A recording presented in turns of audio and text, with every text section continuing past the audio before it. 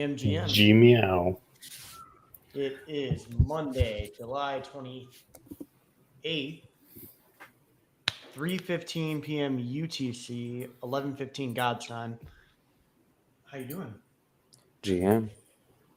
I love round tripping, bro. To be honest, there's nothing like it. One moment you're counting your eggs, next moment they're not hatching. Love that feeling. Next Think note, about they're not all the hatching. things you're gonna do with that money and how life is so good, and then boom, it's all gone. Love that shit. Feels so good, man. So we got a nice announcement today. Yeah. We've got Kramer dropping f bombs on live TV, and people are. And you're bullish. Oh yeah, what happened? It looks like tariffs across the board on Europe, 10 to 15% range.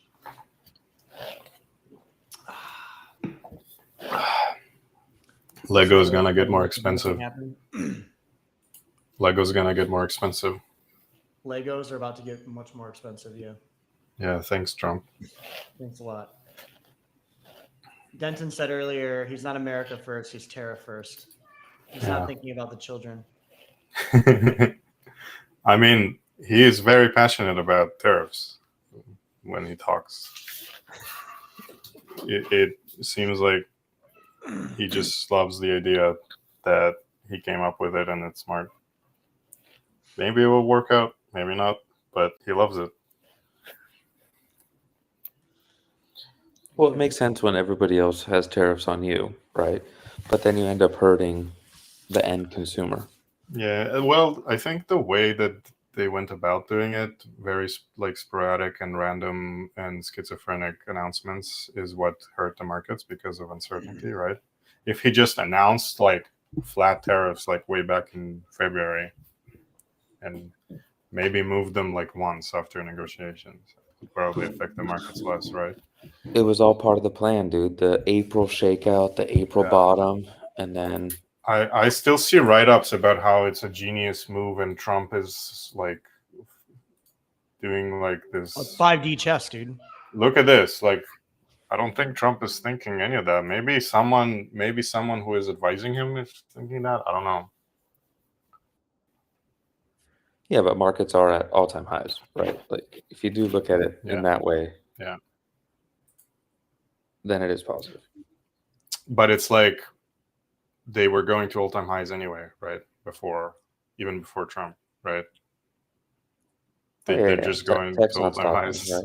They're just going to all-time highs. It gave us a nice fat dip on a lot of things and then kept going back up. It gave you your entry, dude. Yeah, kind of did. 1,400 ETH is crazy. Yeah, that was insane. It's crazy we got that low. The greatest trader I know at pressing that red and green shit said it's never going above 2K again back in April. Really? Greatest trader I know at pushing that. No one. The way people's sentiment they just ignore any fundamentals when. I mean, you know me. I pay other than for comedic purposes. I pay zero attention to that kind of noise. Cozy has his own strategy. It works very well for Cozy. And I have my own theses and beliefs, like long term, that pretty much align with our unbelievable friend who joined us on stream about a month ago. Although my targets are nowhere near as high as his, but my general like thought and thesis very much aligns with him. That like I don't really waste time on anything other than Bitcoin and ETH, unless it's like I should say situational or like cyclical alts that are Ethereum based alts. And I don't find the need to like get distracted by like anything else. Mm-hmm. Well, this week's a big week, dude. We got to make it through this week. Yeah, we got FOMC and what else? A bunch Jolts. of data. Jolts tomorrow. Jobs data. GDP Wednesday. FOMC Wednesday. PCE Thursday, unemployment Thursday, and unemployment claims, non-farm employment, and unemployment rate on Friday. So a full data week. So expect the whipsaw. I'm gonna wear my glasses all week, and I'm gonna style my hair with the analyst physiognomy aesthetic. You have a Patagonia? Put it on. I'm gonna do some docs streams and talk about the data. Look at this. Look at these options, dude. People are not feeling the boomer coin. Still very bullish. Russian programmable money coin. Oh, let's talk about the 80K Bitcoin whale. So The Galaxy I thing. heard it was for estate planning. That is the I think official response from Galaxy that the I love estate planning. yeah, $8 billion is enough to retire for anyone wondering. Yeah, so Galaxy settled an $8 billion, 80,000 BTC sale. 800 million is not enough, but 8 billion, that's enough. The market didn't even flinch, to be honest. Yeah, but so some guy bought like 5,000 puts first week of August, right before the news came out. Interesting. Yeah, then the news came out, and then I don't know if he sold. I didn't follow, but some guy, knew that the sell was coming. Now, the other thing is though, is like, is this seller like indicative of knowing something or having concerns about something brewing in like the macro kind of environment? Because Or does he just want $8 billion? or is it just the price point, right? Like BTC is from like BTC is already in the 120 range, right? Like, where does he really see it going this cycle? Maybe he sees 150. And like, I know plenty of people that they're not trying to time the top. They're wanting to sell in the top 20% range. So looking at the market, looking at prices, looking at a lot of the frothy shit going on, like these fucking treasury companies and weird fucking MicroStrategy wannabes that are popping up. Like, it might just seem from someone's point of view that it isn't going to do much more price wise. So it's a good time to exit. No, or like, yeah, you already rode the whole thing, right? So what's another double? Does 16 billion really move the needle? Yeah, does 16 billion over 8 billion change your life that much more? Yeah, not really. I don't have that kind of money. I wouldn't know, but I would assume no. I would assume after like 1, 2. No, oh, billion, yeah. I mean, once you're in the billions, like what more can you buy? Oh yeah. Like you have everything. You can access everything in multiples. Like I don't really see you trying to buy a planet. A few countries in Africa. Yeah, trying to buy a country in Europe. Like what's the end goal? So yeah, I just that's the other part of it. Like I've heard some people bringing up the options that are moving around, and was there an insider? Did they know something was going to happen this week? But I tend to think a lot of times it's like a barbell spectrum, right? Where in most cases it is either the most entertaining outcome is the most likely, and in every other case it is the least exciting. Like there's no in between. It's just like some dude who's like, yeah, you know what? I think it's time to sell. And then there's the other side of it where someone knows some shit is going on and they, you know, plan this out, and now they're getting out ahead and they pulled off like a great fucking Be the top you want to see. damn, we're getting rugged today. Yeah. There's a nice test today with the viewers. What happened odd. today? What is it? The 16? thumbnail? We got like a 10%. No, We're it's a showing the 90% axe. What's going on, X? Yeah. I think I got taken off the list. The verified. I forgot what list it was. Really? Yeah, it was no, it wasn't a good list. It was like it didn't even make sense. It was saying that I was like pretty much like some like alt right wing account, you know, kind of thing, like verified like alt right dissident accounts. Yeah, that's what happened. It was like a couple of years back. Oh, that thing, right? Yeah, like someone was making a list and like was circulating some list, and one of my friends who's like more into all the political stuff, he saw it and he like put a post like cracking up, just like, you know, pretty much that I was on it because I have like my whole family is mixed, you know, like I have mixed siblings, and then I'm married to someone of a different race than me. Like nothing about my life is racist. Mhm. It's a complete inverse of racism. And so like for me to be on that list to him was like hysterical. He's like, yeah, okay. This dude who grew up with different races and then has a fucking mixed race family is on the list. Like the list has got to be just like made by some like blue hair who's lost it. If you say anything that they don't like, that just means.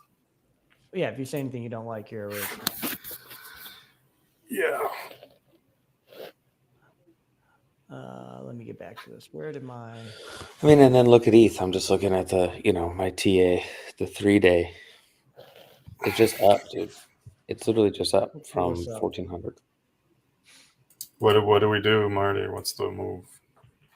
Oh, I mean, You either sit on your hands and you do nothing if you're Yeah. already positioned well. Like, what are you going to ruin this for? Look at this shit. either rip or dip. Pick a side. What do you? So we got a 9% dip a few days ago when it went to 3,500. That was like 9% down from the top. Really? Yeah. Yep. I was thinking it should dip like 10%, but A complex pullback. whack off distribution. No, I just, you know, it didn't dip. It didn't dip more than 5% the entire way from like 2,400 to 38, and then I figured it's supposed to, like, you know, shake people out a little bit. Bruh.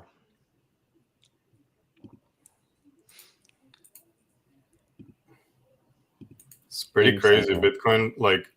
Bitcoin dipped like 4%. People were like already posting bearish things, like 119K to 114K, 123K to 115K. No, at what point is it just engagement, right? Like up and down, right? Like, I feel like a lot of people are really, really, really over leveraged. People are posting positions that are down like 500K when their entire portfolio is like 1.5 mil. geez. They're like, and this is from like a fucking $3 move on hype or something. Like, people are going crazy with leverage right now. What's hype now? 45. Yeah. Still Yeah. up. Yeah, but people like make and lose life-changing money on like a $3 range on hype that's like priced at $45. Yeah. They live and die by the hyper sword. The hyper sword. One life to live. Might as well try. Yeah, it is worth a try. I saw. Speaking of hype, I know you're a Phantom user. Have you tried trading via Phantom or no? How's that No. integration? 'Cause they've done almost 2 billion in volume through Phantom wallets since Phantom support. I haven't tried it actually. I only tried the Telegram thing, the PvP trades. PvP. Yeah, is that what it's called? I The love one that like PvP trade. ranks. Yeah, PvP trade. The one that like ranks your Telegram group. Yep. Yeah. My main group is down astronomically. Yeah, we're like ranked like 7,000 or something. It's hilarious. I can't believe like how much the group is down as a whole. It's some of them like just hyper trade. Yeah. And Let me show you. This is like this one guy. These are like small positions, but people just like lever up at the top and like we dip like 1% and they're like down like tens of thousands. Another guy had a massive high position up like What bot is this? What Telegram bot is this? called a PvP trade. yeah, it just lets you trade through Hyperliquid on Telegram. Yeah. And it like ranks your group based You on can like trade everybody's solo. performance. So to clarify, you can trade solo. You can just download. Yeah. PvP, you can just not download, but install PvP trade and configure it, and you can just trade on Hyperliquid if you want. But if you're in a group chat, you can create a team, and then your team, your like P&L gets scored against all the other teams that do it. So there's like a leaderboard on it. Yeah, we're live, baby. He's got condors on. That's what Grant says. Let's go. So I'm in a group that's like, you know, my closer friends in the industry. There's like, I don't know, 30 something people in there maybe. And that group is down astronomically since the inception of that bot. I think I'm down cents. Like I'm down like a few cents on using that bot. But does access to these bots just like do, I don't know, give people access to like more gambling? Like, are they doing even smart trades, or they're just going back and forth, like just flip-flopping? I wouldn't say that people are necessarily doing smart trades, but it is an all-in-one we'll say like trading app, because you can copy trade on it. You can buy spot, get position, leg in and out of your positions, add to and subtract from your positions. You have pretty much full functionality all from Telegram, with the ability to monitor and follow other traders, teams, and shit like that. Get alerts for different actions that different traders are doing. It is a casino tool. It's just Hyperliquid, but it's just tooling to do it in Telegram.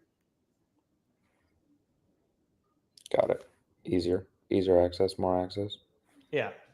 I've told the guys I think we should do that for Cayenne. Allow people to adjust their positions. Start with something simple. Just allow people to purchase positions and leg in and leg out. Add to their equity. Adjust their margin rate. Add capital to different accounts to adjust their margin ratios if they need to, and just give them like really basic perp and option functionality. Because it's not necessarily about the skill of a trader. It's like what type of experience they want. Like sometimes someone wants the interface and they want to look at all their positions and kind of see the big picture. Sometimes someone just wants to quickly put on a fucking 5x long on BTC, or hype in your group chats. Yeah, they really love longing hype.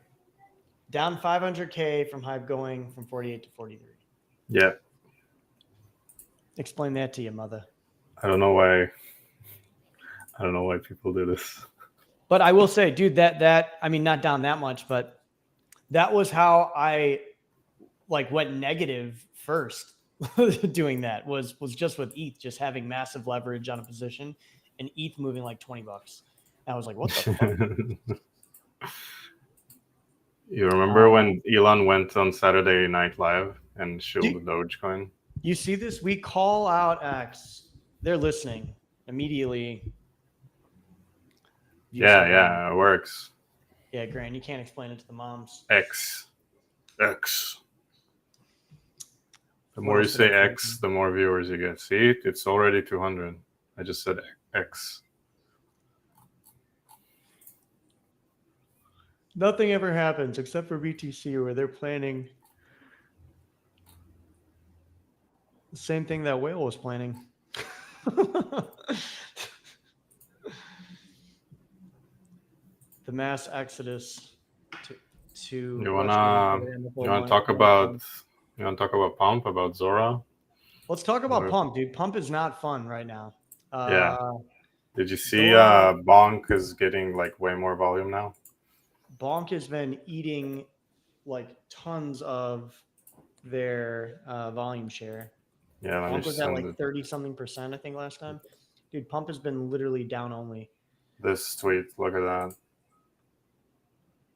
Bonk has 76 market share. Pump has 9% at that particular screen cap. Wow. Jupe Studio.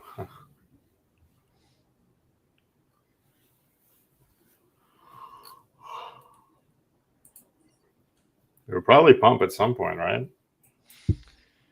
Bro, just keep holding, bro. Just have patience. People were calling Zora like an exit scam. It went. You remember the launch was like just down only, and then it flatlined. Yeah. Wow, now look at it. I think a lot of coins do that shit. Yeah, No, I think they just launched like too high. Yeah. Like, they launched at what, 4 billion or 6? 2.5. Yeah. Arthur had a good perspective kind of post on this where he was saying just like you have to think about the investable capital that exists in the industry. And if you just take a rough estimate and say there's like 15 billion of investable capital, right? And like 1% was absorbed by that. I'm sorry. You have 15 billion, right? And 1 billion of that is absorbed. Like that's a lot of the institutional capital that is on like the higher spectrum of risk that's putting their money out there. And like a lot of the rest of those billions of dollars, they are not allocating to anything other than majors. So when you look at like how much of the investable capital invests into like high risk sectors of an already high risk sector, it's even smaller. So you're looking at like maybe like something like 60 or 70% of the investable capital and stuff like that went into that. So who are the buyers? The liquidity is so low that there's so many sellers that can crash it. So this is what he said. He said, I was doing the math, and the fact this raised like 750 mil private sale from liquid fund plus VC is pretty crazy. Actively managed liquid fund plus VC capital in entire industry is probably at most 15 billion. So call it at least 5% of the investable crypto capital goes into one company. It's probably never going to recycle the money back. 15 billion is being generous too. Possible the number is only like 7 to 10, and that makes it closer to 10% of the industry's investable capital. And he just can't think of a time ever in the past that happened with something that wasn't like an asset that was thought of to be a major, like BTC, ETH, Sol, of like that stature. Because like every cycle you have something that's like an EOS, right? Where like it's thought of and discussed as being the something killer. It's usually the Ethereum killer, right? EOS is going to be the Ethereum killer. Solana is going to be the Ethereum killer. There's always this token that comes around that is the killer of, the main smart contract platform that exists. Whether that's Ethereum or something else, like who knows, but there's always the killer of. And other than those types of projects, you usually don't see that type of capital raise. So again, it brings up that question, like if one company absorbs all that capital, then who else is investing on the open market? Because the thing is, yeah, Grant, my ETH isn't worthless anymore. Because the thing is, like, the Tim and Tommy with fucking $2,000 in Solana that are shoving into the pump ICO, like, they're not moving the needle. They're not moving the price. There's not. It doesn't matter. There's 1,000 of you, right? Like, your fucking your 20 grand you just added is doing nothing. Yeah. Grant saying it goes to show there's not much to chase. So capital went to something new and shiny that had some backbones behind it. Come to find out it had no backbone behind it, right? Like, and I can't speak of it on the show, but I've heard of some pretty sketchy dealings that have taken place to where, not with outside people, but like that there are parties that had previous terms with them that are not very happy with how things have gone or are going. So there is you clearly have like this, the VC side that is not very happy. Some that just didn't invest. So, maybe they're a bit salty, but others that were involved that aren't very happy with how things have rolled out. And then you have general market sentiment shift to that, like, there's nothing to do really on Solana. Meme coin trading isn't as fun as it was. Like, there's just not, it was like, it's the perfect storm for it not to work. Like, for it not to go well for them, right? Like, everyone's like, you need to just launch the token into a market that's going up. But at the same time, it's like you launch it into when the market that's not your market is going up. So nobody cares. Everyone just wants to take the capital they would make and go shove it into the thing that's going up. Which is we're just launching too high. Like, imagine they launched at fucking 500 million. Okay, the chart would look way different. That's another thing. You launch at fucking you raise $1 billion and then we come back to the same question, like, who are the buyers when you've absorbed that much of the interested capital? Yeah, it's just launching too much, and then they short with perps, and then we're here.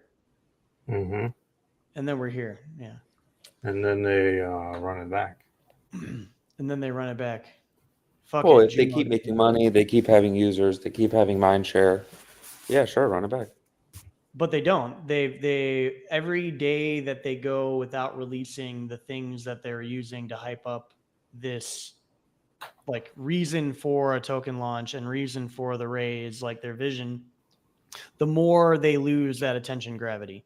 And the more attention gravity that they lose, the harder it is to grab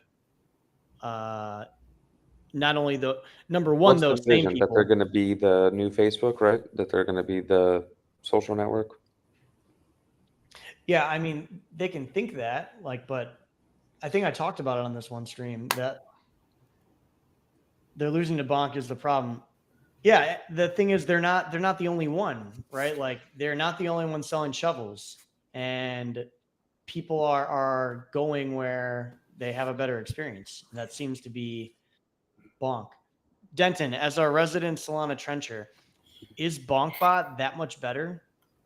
Like, what is the benefit? No, it's fine. I don't know. I think it just trends. Like, you remember the other one that was trending, like the one Trump launched on. What was that called? Is this just like when gamers get mad that, like, the devs balance their weapons wrong and they go and review bomb? Is this like? Oh, he's gone. When Cayenne Strategic Reserve. When the market demands a Cayenne token, then there will be a Cayenne token, and then a company by some third party could be set up for a Cayenne Strategic Reserve. Yeah. But there's no reason to pull a pump and just launch a token because people are saying you should launch the token to just launch the token,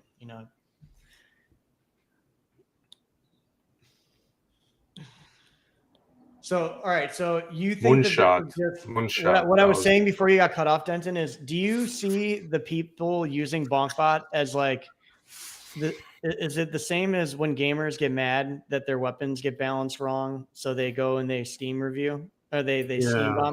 bomb? Probably, yeah, but like there was the other one, Moonshot, that people were using, and there's like what was all that shit, like Launchcoin and all that crap. I would say Moonshot and Bonk are probably the two that are used or come up the most, have the most mind share. But now Moonshot is not being used right now. It was before. Yeah, Right I now haven't it's- heard anything about Moonshot in a while. Let's see. I got the Dune for it. Moonshot, I said this in the very beginning. It's not big. Like there's nothing. There's like one launch on Moonshot. I actually today. turned down investing in Moonshot because at the time there was not any plan, or at least it wasn't expressed that there were plans for it to be multi-chain. And being someone that had worked at a wallet company before and has experience with this, being like tied to a single chain is like a death wish to you.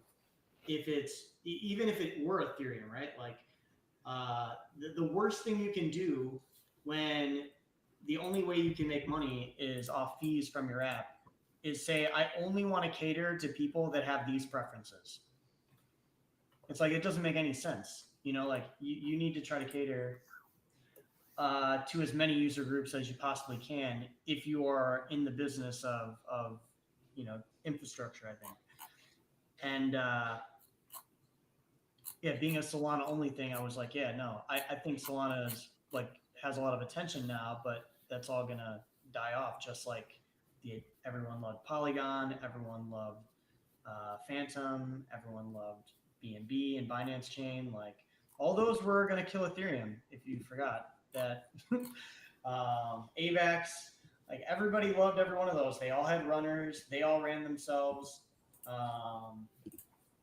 But it's time is a flat circle, and time dilation is real. And people have goldfish brains. Yeah, once it starts pumping again and they announce some bullshit, it's gonna go back up. It's the same as like Zora and like Aerodrome or something. Like those coins launched and they were just down only for a while, and then they got new highs like 100x. Well, Aerodrome has a good product, and their team are one of the few that every time a new chain launches, they make sure that they don't just like deploy. But they make a new project. They make a new project with a new coin. Like Velodrome was for Optimism, Aerodrome was for Base. It was different coins. Yep, they have a different coin for a different app on a different chain. Yeah. I don't see any problem. Some people don't like that. I don't see any problem with that. Yeah, it's fine. Like some people are like, they already have a project and a coin. They don't need to create a new coin and a new project. And I'm like, it's a different chain with a different user group and like no baggage every time. Mm-hmm. And I don't mean baggage in a bad way. I just mean that like for the new user group, there's nothing that they need to go and find out about. Like there's no whales holding the token from fucking launch when nobody knew the project existed.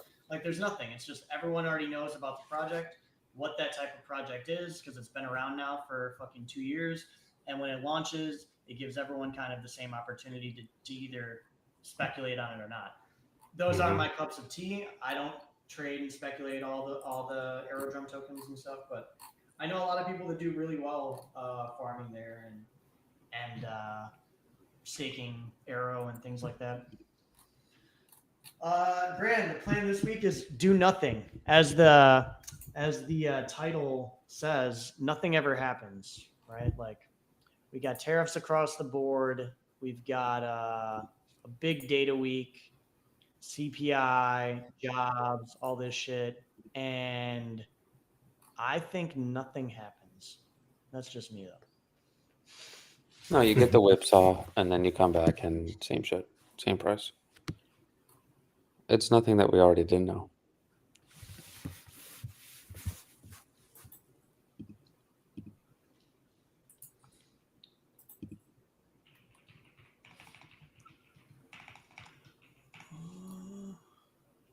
What's your plan?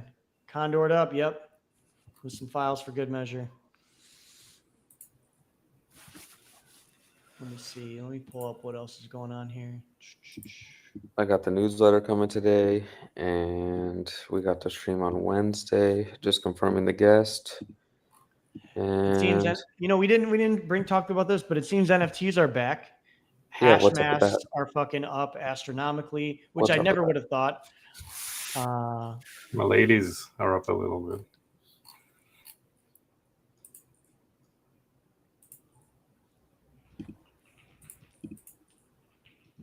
My ladies are aware.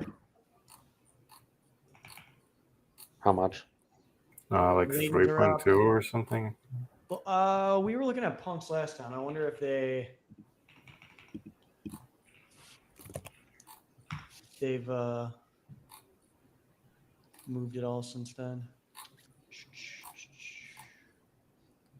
Yep, up 4.25 ETH. It was 48.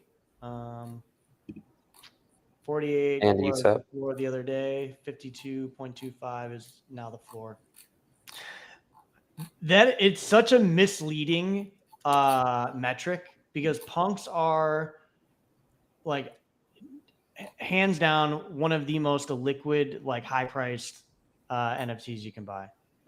Like there are just times of like no action whatsoever, and then like it's really just them. I truly think that punks are probably the most like manipulated fucking NFT collection that exists, but I won't go down that theory or rabbit hole today. If you just look at the wallet like compositions of holders, like some people have so many fucking punks and they just trade those all the time. And it's like, who are you trading that with? The other three guys who also own fucking, 70 punks and are trading them all the time too. How do they make money? They occasionally sell one to someone new. Yeah. Mm-hmm. There is, people do come in like, hey, I've traded punks here and there before. I'd be one of those buyers, right? Like they're 100%. I'm not saying that all punk trades are like wash trading or anything like that. I'm just saying that I don't think that they're super organic. I'm trying to think of the best way to even describe my feelings on them. It's just like I don't think they would hold their value if it weren't for the holder base that they have, the general holder base that exists and has existed for their later lifetime. That's probably the best way to put it. I mean, shit, I might buy one today. I'm feeling kind of froggy. Hey, which is this why one? not? Buy my Milady bags instead. Still on the market? Might be. Bid withdrawn. I'm not bald yet, so maybe I don't. Maybe I'll wait till I lose my hair, and then I'll get the bald one. It's going to happen soon. Cozy's been stressed. Alrighty, fellas, I got a call with Weka in 5. Nice. Have fun. I didn't realize I wasn't sharing this tab. I still had you. How much is that one? 200. Yeah, man, Grand. It is well, I'm trying to think of what they call it, but it's there's a lot of smoke and mirrors. I think you definitely see that when you get in tune with and you're trading the higher end NFTs. I experienced that when I was trading a lot of the art block, the coveted collections that they had there. And there are some collections that have a lot of organic volume, but it's more like during the time period. And then when you see volume evaporate the way that it does, it just like that only happens in one way, right? Like you don't have volume, you don't have bids and volume just disappear instantaneously. if it's not there aren't only a few people that are operating those bots and bidding manually. But not a market I dip my toes in too often anymore. So I don't know what it looks like in I don't know what it looks like today. Let's see, Monday alpha today, and then we will see you boys back on Wednesday morning for Eden, Wednesday evening or afternoon for options talk. Grand, catch you later.